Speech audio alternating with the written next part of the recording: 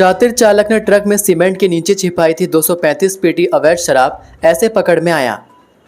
हिमाचल प्रदेश में नशे का कारोबार लगातार बढ़ रहा है। पुलिस की सख्ती के बाद भी प्रदेश में नशा तस्करी खत्म नहीं हो रही है। इसी कड़ी में अब हिमाचल के दुर्गम क्षेत्र लाहौल में पुलिस ने अवैध शराब से भरा हुआ एक ट्रक पकड़ा है। बड़ी बात यह है कि इस ट्रक में विदेशी शराब भरी हुई थी और उसे छिपाने के लिए सीमेंट के बैग का सहारा लिया था। शराब के इस जखीरे को देखकर पुलिस भी हैरान रह गई। लाहौल स्पीति पुलिस ने नशे के कारोबार पर बड़ी चोट करते हुए इस अवैध शराब के जखीरे को बीते रोज देर रात को पकड़ा।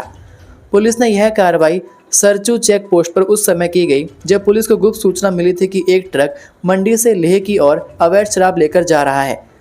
सूचना पर तुरंत हरकत में आई पुलिस ने देर रात ट्रक को रोका और तलाशी के दौरान 235 पेटी अवैध विदेशी शराब बरामद की। पुलिस अधिकारियों ने बताया कि प्रत्येक पेटी में 750 मिलीलीटर की 12 बोतलें थी जिनमें रम भरी हुई थी। शराब को छिपाने के लिए ट्रक में 250 सीमेंट के बैग लादे गए थे जिससे कि अवैध शराब को ढककर पुलिस की नज़रों से बचाया जा सके। लेकिन पुलिस की मुस्तैदी से अवैध शराब की एक बड़ी तस्करी का पर्दाफाश हो गया। वहीं पुलिस और ट्रक चालक की पहचान मंडी जिला के चच्योड़ तहसील के गांव बग्गा निवासी 36 वर्षीय देवेंद्र के रूप में की गई। पूछताछ में उसने शराब के वैध परिवहन दस्तावेज प्रस्तुत करने में असमर्थता जताई, जिसके बाद पुलिस ने उसके खिलाफ मामला दर्ज कर उसे गिरफ्तार कर लिया। खालिस्तान संगठन ने कॉल कर सीएम सुक्खू और कांग्रेस विधायक को दी धमकी। हिमाचल प्रदेश में आतंकी गतिविधियों की आंच एक बार फिर तेज होती दिख रही है। प्रदेश के मुख्यमंत्री सुखविंदर सिंह सुक्खू और ऊना जिले के गगरेट से कांग्रेस विधायक राकेश कालिया को एक इंटरनेशनल कॉल के जरिए जान से मारने की धमकी मिली। यह धमकी कुख्यात प्रतिबंधित खालिस्तानी संगठन सिख फॉर जस्टिस की ओर से दी गई है। गगरेट के विधायक राकेश कालिया के अनुसार उन्हें 10 जुलाई की शाम 7:48 पर एक अंतर्राष्ट्रीय नंबर से कॉल आया, जिसमें कॉल करने वाले ने न सिर्फ उन्हें बल्कि मुख्यमंत्री सुक्खू को भी जान से मारने की धमकी दी। धमकी देने वाले ने खुद को सिख फॉर जस्टिस का प्रमुख बताते हुए कहा कि हिमाचल को खालिस्तान बनाया जाएगा और इसकी शुरुआत मुख्यमंत्री और विधायक की हत्या से होगी। विधायक राकेश कालिया द्वारा दी गई लिखित शिकायत पर गगरेट पुलिस ने गंभीरता से कार्रवाई शुरू कर दी है। कॉल डिटेल्स और अन्य तकनीकी साक्ष्य को सुरक्षित करते हुए इसे साइबर क्राइम सेल और राज्य खुफिया एजेंसियों के साथ साझा किया गया है। राज्य पुलिस ने उच्च अधिकारियों के अनुसार पूरे मामले की बारीकी से जांच की जा रही है और केंद्रीय एजेंसियों को भी अलर्ट कर दिया गया है। यह कोई पहला मामला नहीं है। गुरपतवंत सिंह पन्नू पहले भी रिकॉर्डेड कॉल और वीडियो संदेशों के माध्यम से मुख्यमंत्री सुक्खू, पूर्व मुख्यमंत्री, कई विधायकों और पत्रकारों को धमकी दे चुका है। लापता लोगों की तलाश में विकट परिस्थितियों में भी जारी एसडीआरएफ का सर्च ऑपरेशन। मंडी में 30 जून की रात को आई भारी आपदा के बाद 15 लोगों के शव बरामद हो चुके हैं। वहीं इस भयंकर तबाही में 2 दर्जन से अधिक लापता लोगों की तलाश लगातार जारी है।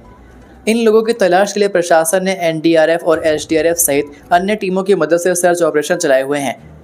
ऐसा एक सर्च ऑपरेशन पंडोर डैम से पटिकरी डैम तक चला हुआ है, जिसे एसडीआरएफ की टीम द्वारा किया जा रहा है। इस टीम का नेतृत्व इंस्पेक्टर खीला देवी कर रही हैं। उनके साथ टीम में एक हेड कांस्टेबल और 10 कांस्टेबलों सहित 2 ड्रोन ऑपरेटर भी शामिल हैं। टीम की प्रभारी खीला देवी ने बताया कि सारा सर्च ऑपरेशन विकट परिस्थितियों में चला हुआ है। बीते 4 दिनों से टीम द्वारा दिन रात मेहनत करके लापता लोगों की तलाश की जा रही है। इसमें ड्रोन की मदद भी ली जा रही है। उन्होंने बताया कि सबसे ज़्यादा परेशानी उन स्थानों पर आ रही है जहां नदी तक जाने के लिए रास्ते ही नहीं बचे हैं। ऐसे स्थानों पर पहले कई 5 से 6 किलोमीटर तक पहाड़ों की चढ़ाई चढ़नी पड़ रही है और उसके बाद फिर उतनी ही उतराई उतरकर नदी के तट तक पहुंचना पड़ रहा है। उन्होंने बताया कि उनका यह सर्च ऑपरेशन पंडोर डैम से पटिकरी डैम तक चला हुआ है। टीम के सभी सदस्य यही प्रयास कर रहे हैं कि लापता लोगों की जल्द से जल्द तलाश की जाए, क्योंकि उनके परिवार के कई लोग कई दिनों से इसी इंतजार में हैं। 8वीं फेल नेता चला रहे ब्यूरोक्रेट, सत्ता पक्ष विपक्ष मिलकर करते हैं पार्टी। हिमाचल प्रदेश के मंडी संसदीय क्षेत्र की भाजपा सांसद और बॉलीवुड अभिनेत्री कंगना रनौत ने एक बार फिर अपने बेबाक बयानों से सियासी गलियारों में हलचल मचा दी है। हाल ही में सोशल मीडिया पर वायरल हो रहे एक इंटरव्यू क्लिप में कंगना ने राजनीति की परतें खोलते हुए जो खुलासे किए हैं, उन्होंने सत्ता और विपक्ष दोनों को कटघरे में खड़ा कर दिया है। इंटरव्यू में कंगना ने अपने अनुभव साझा करते हुए कहा कि राजनीति में फ्रेंडशिप की तो हद ही निराली है। यहाँ प्रतिद्वंदिता केवल टीवी स्क्रीन तक सीमित है। संसद के भीतर तीखी बहसों और मुद्दों पर टकराव के बाद बाहर आते ही सभी नेता गले मिलते हैं, कैंटीन में साथ बैठकर हंसी ठिठोली करते हैं और पार्टी में शिरकत करते हैं। कंगना ने कहा कि पहले लगता था कि ये सब नेता एक दूसरे के दुश्मन हैं, बहस करते हैं तो चेहरा लाल हो जाता है, लेकिन संसद से बाहर निकलते ही सब मिलकर ठहाके लगाते हैं, साथ में खाते पीते हैं। मुझे भी कई बार विपक्षी नेताओं के आमंत्रण पत्र मिले हैं। इंटरव्यू में कंगना यही ही नहीं रुकी, उन्होंने राजनीति की उस दुखती रग को छेड़ दिया जिस पर अक्सर आम जनता भी सवाल उठाती आई है, यानी राजनीति में शिक्षित नेताओं का होना। कंगना ने राजनीति की कार्यशैली पर सीधा हमला करते हुए कहा कि यहाँ पर तो 10वीं पास या 8वीं फेल नेता उच्च शिक्षित और अनुभवी नौकरशाहों को निर्देश देते हैं, जिससे व्यवस्था पर सवाल खड़े होते हैं। कंगना ने कहा कि मेरी नज़र में ज़्यादातर पॉलिटिशियन बेस्ट हैं।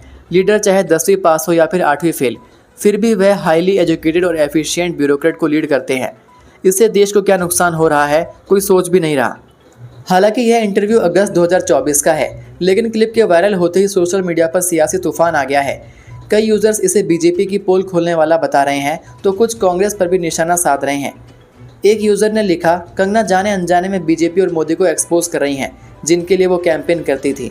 वहीं एक अन्य ने कहा, यही तो राजनीति का कड़वा सच है, सत्ता और विपक्ष मिलकर जनता को मूर्ख बनाते हैं। कर्ज में डूबी सुक्खू सरकार पर पड़ी आपदा, सीमित लोन लिमिट से कैसे देगी बाढ़ पीड़ितों को राहत। हिमाचल प्रदेश इस समय दोहरी चुनौतियों से जूझ रहा है। एक और राज्य मानसून के चलते आई प्राकृतिक आपदाओं से त्रस्त है, तो दूसरी ओर आर्थिक संकट की गहराई लगातार बढ़ती जा रही है। आपदा से राहत एवं पुनर्वास कार्यों का दायित्व उठाने में सरकार की स्थिति पहले से ही कमजोर वित्तीय आधार के चलते और अधिक दयनीय हो गई है, क्योंकि कर्ज लिमिट भी अब कम हो गई है। वित्तीय वर्ष 2025-26 में हिमाचल सरकार को केंद्र सरकार की ओर से सिर्फ 7,000 करोड़ रुपए तक कर्ज लेने की अनुमति है, लेकिन जुलाई तक इसमें से करीब 4200 करोड़ रुपए का उपयोग हो चुका है।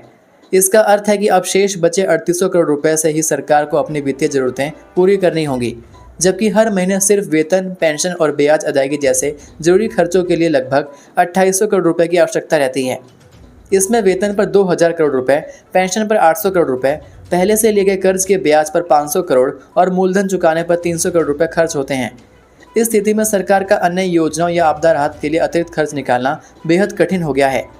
मुख्यमंत्री सुक्खू ने बजट भाषण में कर्मचारियों को 3% डीए देने की घोषणा की थी, जो 15 मई 2025 से लागू होना है। प्रदेश सरकार को मौजूदा संकट से बाहर निकलने की उम्मीद अब 16 वित्त आयोग की सिफारिशों पर टिकी है, जो 1 अप्रैल 2026 से लागू होंगी।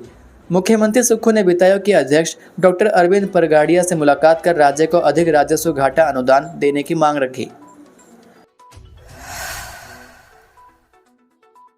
प्राकृतिक आपदा के बीच ठेके पर नहीं मिली शराब तो गुस्सा युवकों ने पेट्रोल छिड़क लगा दी तीली।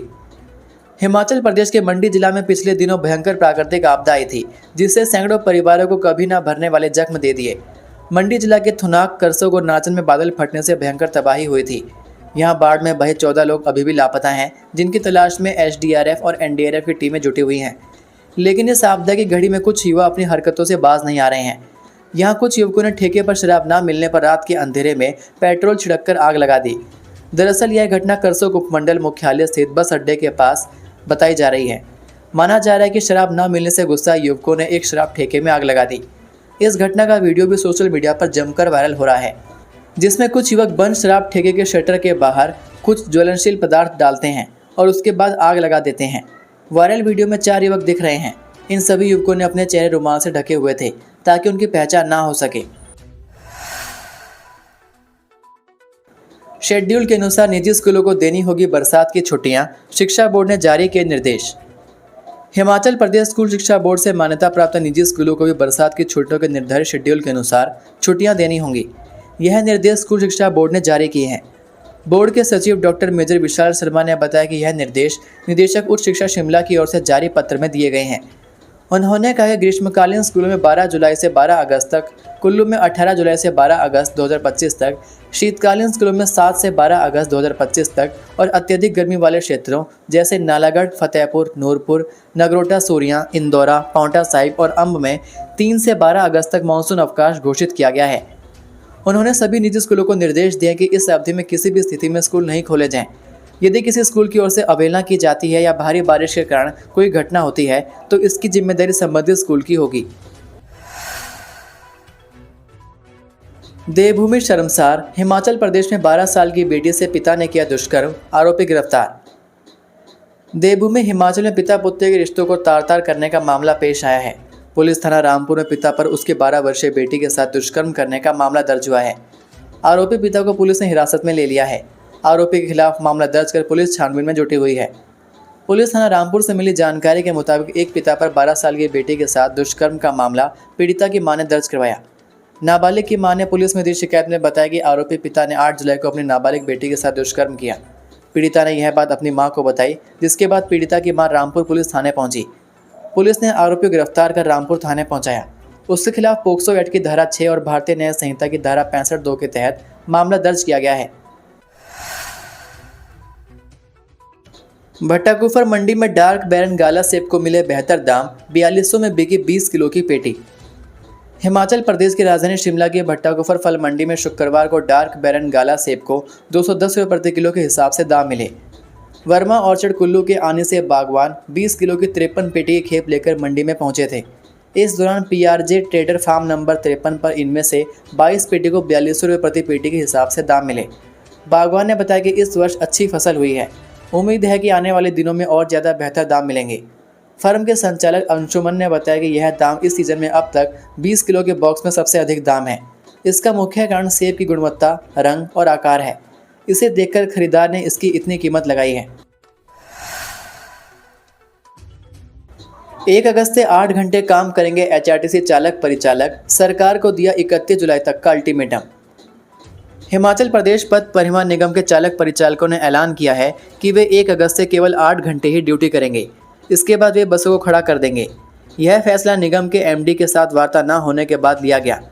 चालक यूनियन के अध्यक्ष मान सिंह ठाकुर ने कहा कि एमडी से वार्ता होनी थी, लेकिन अब मीटिंग के चलते वार्ता नहीं होगी, ऐसी जानकारी दी गई। सरकार और निगम प्रबंधन कई महीनों से वादे कर रहे हैं, लेकिन अब तक 100 करोड़ रुपये से अधिक का नाइट ओवरटाइम भुगतान लंबित है।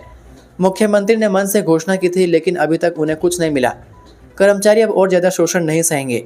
उन्होंने कहा कि समय पर सैलरी नहीं मिलती है। 10 तारीख को उन्हें सैलरी मिली है। मान सिंह ठाकुर ने स्पष्ट किया कि यूनियन सरकार को 31 जुलाई तक का समय देती है।